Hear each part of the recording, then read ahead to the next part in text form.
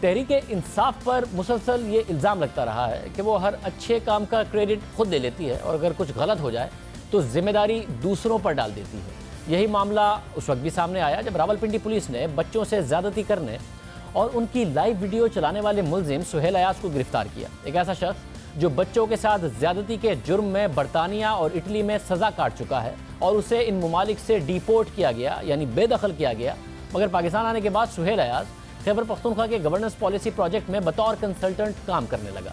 البتہ جب یہ معاملہ سامنے آیا تو خیبر پختونخوا حکومت کے وزیر اطلاعات شوکت یوسفزئی کا ویڈیو بیان سامنے آیا، جس میں ان کا کہنا تھا کہ سہیل ایاز کا خیبر پختونخوا حکومت سے کوئی تعلق نہیں ہے، وہ ورلڈ بینک کے پروجیکٹ میں کنسلٹنٹ تھا اور ورلڈ بینک نے ہی اس کی ہائرنگ کی تھی۔ سہیل ایاز کا کوئی تعلق نہیں ہے خیبر پختونخوا حکومت کے ساتھ، نہ ہی وہ خیبر پختونخوا کا ملازم ہے۔ فائنانس ڈپارٹمنٹ یا PNB سے بھی اس کا کوئی تعلق نہیں ہے۔ یہ ٹوٹلی ورلڈ بینک کا پروجیکٹ ہے اور یہ ان کے ساتھ کنسلٹنٹ ہے۔ ان کی جو ہائرنگ ہوئی ہے وہ بھی ورلڈ بینک عالمی ادارے کے تھرو پہ ہوئی ہے۔ اس سے ہماری حکومت کا کوئی تعلق نہیں، اس لیے اس کو صوبائی حکومت کا ملازم نہ کہا جائے۔ اگر اس نے کوئی جرم کیا ہے تو پولیس اس کے خلاف مقدمہ کرے گی اور وہ قانون کے مطابق اس کے ساتھ ڈیل ہوگا۔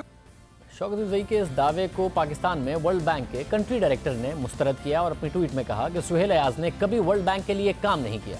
اس کی خدمات MDTF پروجیکٹ میں بطور کنسلٹنٹ خیبر پختونخوا حکومت نے حاصل کی۔ تعیناتی کی نگرانی میں اعلیٰ اخلاقی معیار کو آگے رکھنے میں ہم حکومت کے ساتھ تعاون کریں گے۔ ورلڈ بینک نے اس معاملے سے فاصلہ اختیار کیا کہ ورلڈ بینک کے ڈائریکٹر نے کہ ہم نے ان کی ہائرنگ نہیں کی تھی۔ اب تحریک انصاف پر اعتراض اٹھ رہا ہے کہ اس نے ایسے شخص کو ملازمت پر رکھا جس پر سنگین الزامات تھے اور کیوں اس کا بیک گراؤنڈ چیک نہیں کیا، کیوں نہیں دیکھا کہ وہ کس طریقے اس سارے کے سارے معاملے میں ملوث تھا نہیں تھا، کہیں سے بے دخل تو نہیں کیا گیا تھا۔ جس معاملے پر قومی اسمبلی میں بات ہوئی، پیپلز پارٹی کے رہنما قادر پٹیل نے پاکستان میں ورلڈ بینک کے پریزیڈنٹ کی ٹویٹ کا حوالہ دیتے ہوئے کہا کہ سہیل ایاز ورلڈ بینک کا ملازم نہیں ہے۔ انہوں نے مطالبہ کیا کہ سہیل ایاز یہاں کیسے آیا، اس کی ملازمت کس کی سفارش پر ہوئی، اس کی تحقیقات کے لیے پارلیمانی کمیٹی بنائی جائے۔ قادر پٹیل کے سوال کا جواب دیتے ہوئے شیریں مزاری نے کہا کہ پاکستان میں ورلڈ بینک کے پریزیڈنٹ نے غلط بیانی سے کام لیا ہے اور ان کا کہنا تھا کہ یہ جو خیبر پختونخوا حکومت بھی بیک گراؤنڈ چیک کر لیتی، مگر جو کچھ کہا گیا ہے ورلڈ بینک کے پاکستان میں جو سربراہ ہیں ان کی طرف سے وہ غلط بیانی ہے، انہوں نے بالکل غلط بات کی ہے۔ اب سہیل ایاز کی تعیناتی کا ملبہ شیریں مزاری ورلڈ بینک پر ڈال رہی ہیں، شوکت یوسفزئی بھی ورلڈ بینک پر ڈال رہے ہیں، جبکہ ورلڈ بینک واضح کر چکا ہے کہ سہیل ایاز کا اس بات سے کوئی تعلق نہیں ہے، ان کی ہائرنگ سے ورلڈ بینک سے کا کوئی تعلق نہیں ہے۔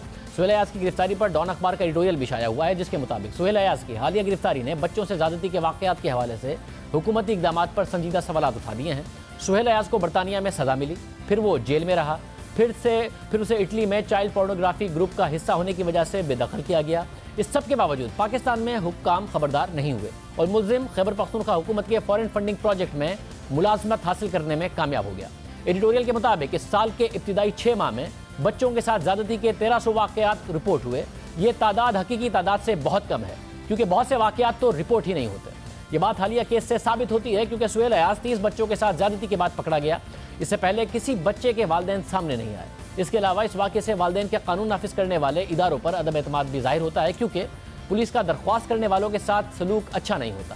اسلام آباد میں جب 10 سالہ بچی لاپتہ ہوئی تو ایک پولیس افسر نے اس کی فیملی سے کہا کہ اس کے گھر والوں سے کہا کہ ہو سکتا ہے کہ وہ خود گھر سے بھاگ گئی ہو۔